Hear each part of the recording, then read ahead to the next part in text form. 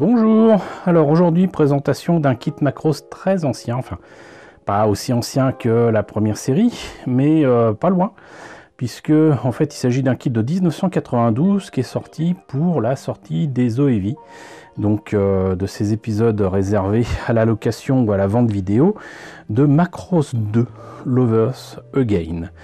Donc il s'agit de vous présenter aujourd'hui un des rares kits plastiques qui soit sorti autour de Macross 2. Bandai, d'ailleurs, je crois, n'a sorti qu'un seul kit plastique. Le reste, c'était des garage kits en résine. Pas forcément chez Bandai, d'ailleurs, mais donc Valkyrie 2, que l'on doit à deux méca designers. Je pense qu'il s'agit de Koichi Ohata pour la Valkyrie, mais je suis pas sûr parce qu'il y a aussi un autre nom qui est apparu dans mes recherches, qui est Kazumi Fujita. En tout cas, c'est pas Shoji Kawamori qui a fait cette Valkyrie de Macross 2. Pour ceux qui ne le sauraient pas, d'ailleurs, Macross 2 a été, en fait, ni plus ni moins qu'enlevé de la timeline de Macross par Shoji Kawamori quand il a repris les rênes de ce projet, de ce titre qui lui tenait à cœur. Et même s'il y a des produits dérivés qui sont sortis dernièrement, en fait ça n'est toujours pas donc dans la continuité des productions Macross qui ont suivi, que ce soit Macross Plus, Macross Frontier, Macross Delta, tout ça. Macross 2 n'en fait pas partie du tout. Pourtant, Macross 2, c'est aussi des dessins, comme vous avez peut-être reconnu avec ce personnage derrière, donc de Ishtar, qui est une chanteuse du peuple ennemi qui va attaquer la Terre dans Macross 2. Voilà, il se trouve qu'ils utilisent exactement en fait les mêmes armes, à savoir les mêmes vaisseaux entradiens légèrement modifiés. Ils utilisent d'ailleurs des guerriers géants esclaves des chansons de leur chanteuse, dont Ishtar fait partie. Et c'est donc Haruhiko Mikimoto qui a signé le chara design de cette série, de cette série d'OEV. Et on reconnaît très très bien les personnages. Voilà, pour autant, le mecha design ne démérite pas, sincèrement. Même si j'aime pas du tout Macross 2, je trouve que le scénario est immonde. Il y a quand même de très bons éléments. Bon, déjà, le chara design de Mikimoto. Le mecha design de Koichi Ohata et Kazumi Fujita, franchement, c'est pas mal. Les musiques, les chansons sont pas si mal que ça. Non, franchement, c'est le scénario et tout ce qui se passe dedans qui est... c'est vraiment très... En tout cas, pour moi, ça a été très décevant. J'avais quand même pourtant suivi la production et la sortie de cette série Macross avec intérêt, parce qu'en 92, je pouvais suivre ça en direct, presque, de ce qui se passait au Japon. J'avais acheté des B-Clubs que je vous ai présentés, j'avais acheté les CD, machin, tout ça, et puis au final, quand j'ai vu ne serait-ce que le premier épisode, j'ai su que ça irait pas. Voilà, mais enfin bon, pour l'instant, sachez que là on est là pour parler de cette Valkyrie 2 au 1 centième. Elle est au 1 centième, c'est pas précisé sur la boîte, mais c'est une maquette au 1 centième qui est assez chouette. Et donc cette maquette, je le disais, date de 1992. Là on a justement des images du modèle monté et peint, qui est nettement moins classe que l'illustration, j'en conviens, mais c'est transformable. Là vous voyez qu'il a quand même une armure avec un très très gros canon, là en Gearwalk, là en Fighter. Heureusement qu'il est dans l'espace, parce que dans l'atmosphère terrienne il aurait du mal à voler. La tête du Batroïde, le cockpit, des éléments qu'il faut enlever pour pouvoir transformer, ça c'est un peu gênant. Le gunpod qui se met sur la jambe, c'est loin d'être bête, c'est vraiment très loin d'être bête. Beaucoup plus logique en tout cas que le gunpod de la série d'origine. Et là donc une image un peu plus grande. VF2 SS Valkyrie 2, 1 centième, 1992. Et voilà, donc c'était à combien par contre? Là doit bien y avoir le prix quand même. A priori, donc c'était à 2000 yens, ce qui nous fait à peu près dans les 18 €, ce qui n'était pas spécialement donné. Mais on va voir à l'intérieur ce que ça donne. Et normalement, si je ne me trompe pas, je devrais être capable de vous montrer un modèle non pas peint, mais au moins monté. Alors,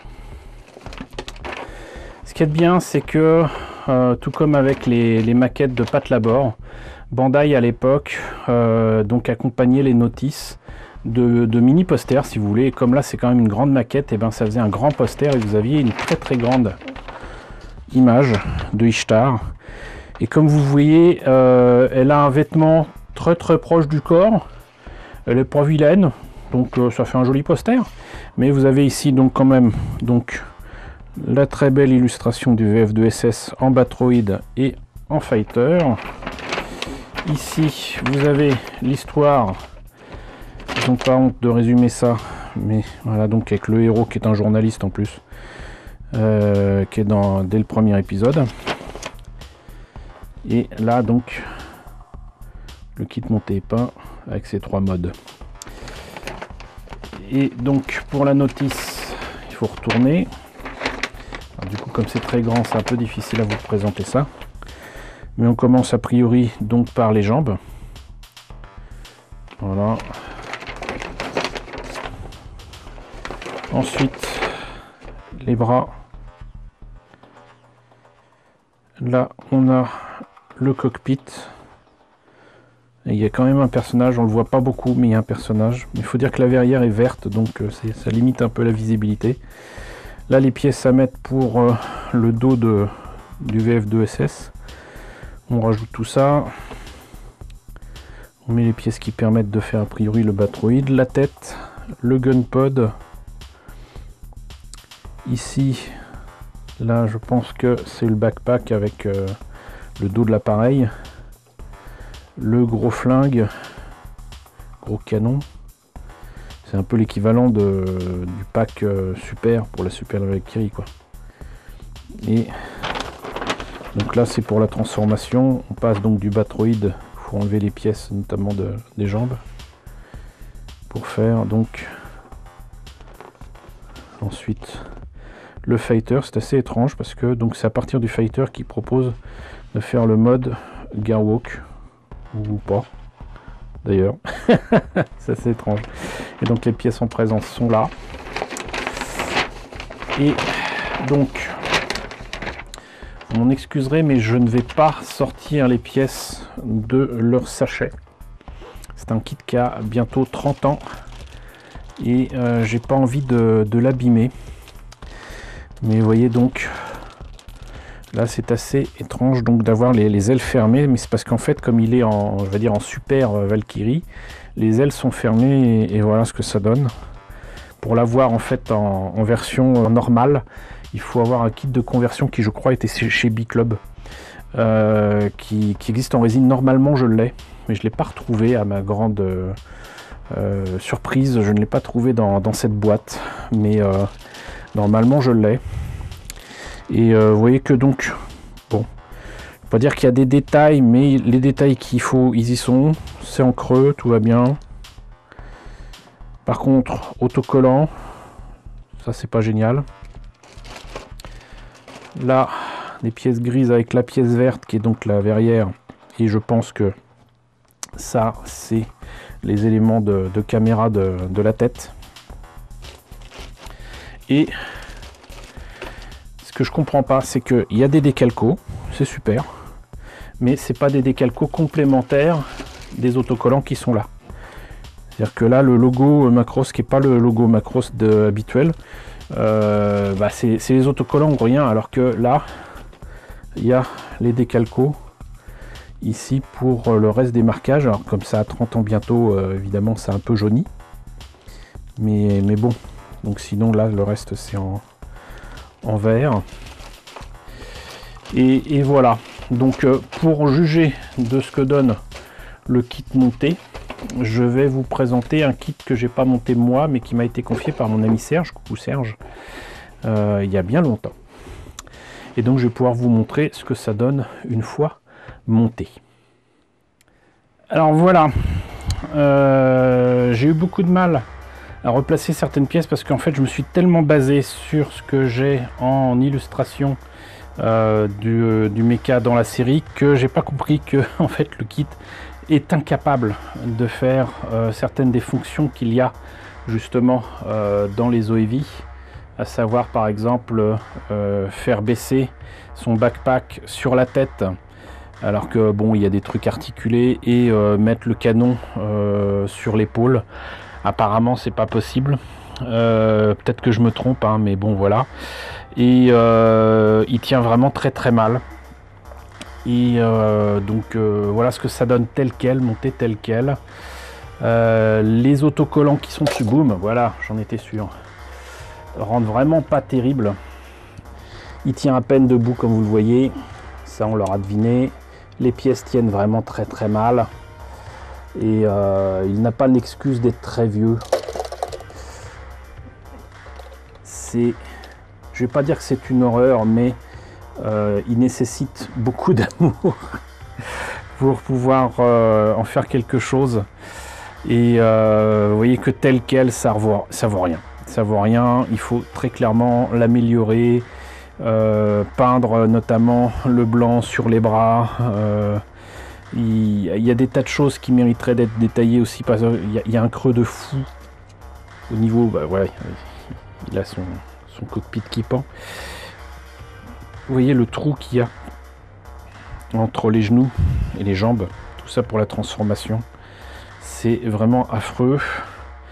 Et je pense qu'en fait, je vais honteusement profiter de ce kit qui m'a été confié par Serge pour le coincer dans une position. Je pense que ça sera pas Garwalk, Battloid peut-être pas, Fighter ça c'est sûr. Boum, vous voyez, il tient pas, quoi qu'on fasse, il tient pas. Donc ça sera l'occasion d'avoir au moins un kit, j'allais dire fait dans les règles de l'art pour une forme. Et puis l'autre, bah, j'essaierai de le faire quand même transformable un jour ou l'autre. Mais là, bof. Voilà. D'ailleurs, j'ai vraiment pas envie de le transformer. Un autre détail aussi qui prouve qu'il est quand même pas terrible ce kit, c'est que il n'y a pas moyen de le faire sans son armure. Donc du coup, les ailes sont définitivement pliées, vous voyez derrière. Vous pouvez pas les déployer. Je pense que faire en plus un kit transformable avec une armure à rajouter dessus, c'était trop demandé à l'époque à Bandai. Mais j'ai vraiment pas envie de le mettre en fighter, mais il va falloir quand même passer par là et en Garwalk tant qu'à faire. Bon, je vous avoue que je me suis littéralement arraché les cheveux sur cette maquette. D'une part parce que, bah, comme je vous l'ai dit, c'est pas moi qui l'ai monté, c'est un ami qui me l'a confié. Donc encore merci à toi Serge. C'est pas de ta faute, mais ce kit est une horreur. Ce kit est une horreur. Déjà d'une part, je pensais avoir toutes les pièces, c'est pas le cas. Il me manque un train d'atterrissage qui normalement devrait se mettre juste là-dessous, là. Je suis passé directement au fighter, vous voyez, ça tient même pas. Je suis passé directement au fighter parce que en fait je n'ai pas la pièce nécessaire pour le faire tenir en Garwalk. En fait vous avez un truc comme ça pour le Batroid, vous avez un autre truc différent pour le Garwalk, et là j'ai placé une pièce pour soi-disant tenir les jambes du fighter. Je vous montrerai tout à l'heure en quoi c'est complètement ridicule. Ça pourrait avoir de la tronche, mais sincèrement, à moins de le coller entièrement pour qu'il ne bouge plus, ce truc est ni plus ni moins qu'une horreur. Il y a quelques belles idées, mais sinon c'est vraiment pas ça. Avant qu'il ne tombe en morceaux, parce que ça m'est arrivé plusieurs fois, hein, j'ai failli laisser tomber. Et ben je vais faire le tour. Voilà, vous voyez, ça tient pas. Ça ne tient pas. C'est pourtant pas difficile de faire tenir ces trucs là, mais voilà, vous voyez. Voilà, c'est ce qui m'est arrivé un nombre incalculable de fois avec des pièces qui tombent, qui s'emboîtent pas correctement, c'est une horreur. Et je pense qu'effectivement, quand je montrerai mon kit à moi, vous voyez, ça tombe en pièces. Il manquait aussi une pièce pour tenir ce truc là. Je pense que je coincerai dans un mode ou un autre. Et comme j'en ai deux, bah, je vais en profiter. Comme ça, bon, je pourrais pas l'avoir en Garwalk, mais je le ferai au moins en version Batroid ou en version Fighter. Voilà, parce que ça reste quand même un beau design, mais la maquette en elle-même est nulle. Et vous voyez, donc il y a ce machin-là qui est supposé être articulé. Ça tient pas. Là, vous avez... voilà, vous voyez, ça vient de tomber en morceaux. Mais vous avez quand même un beau cockpit vert, mais je crois qu'il n'y a même pas le pilote dedans. Il y a un trou, mais je crois qu'il n'y a pas de pilote.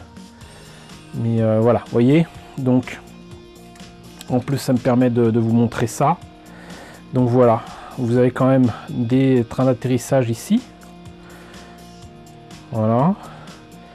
Mais ça, de toute façon, avec la meilleure volonté du monde, ce n'est pas fait pour tenir correctement sur cette maquette qui ne tient pas. De toute façon, les bras ne peuvent pas tenir correctement, à moins d'enlever la tête, ce que la notice de montage ne semble pas indiquer.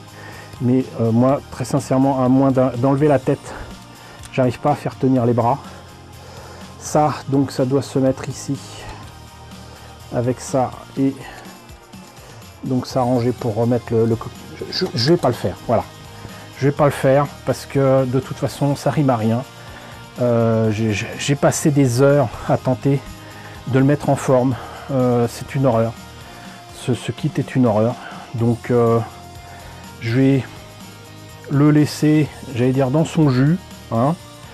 Voilà, je me rends compte d'ailleurs même que pour la transformation, là vous avez des trucs qui sont supposés bouger. Ça va se demander pourquoi, puisque de toute façon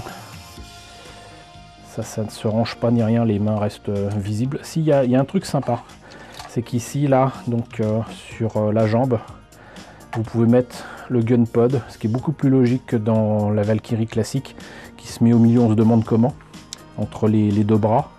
Ça se met sur le côté, façon Robocop, et le Battloid peut le saisir quand il est en mode Battloid, ou même en Gearwalk.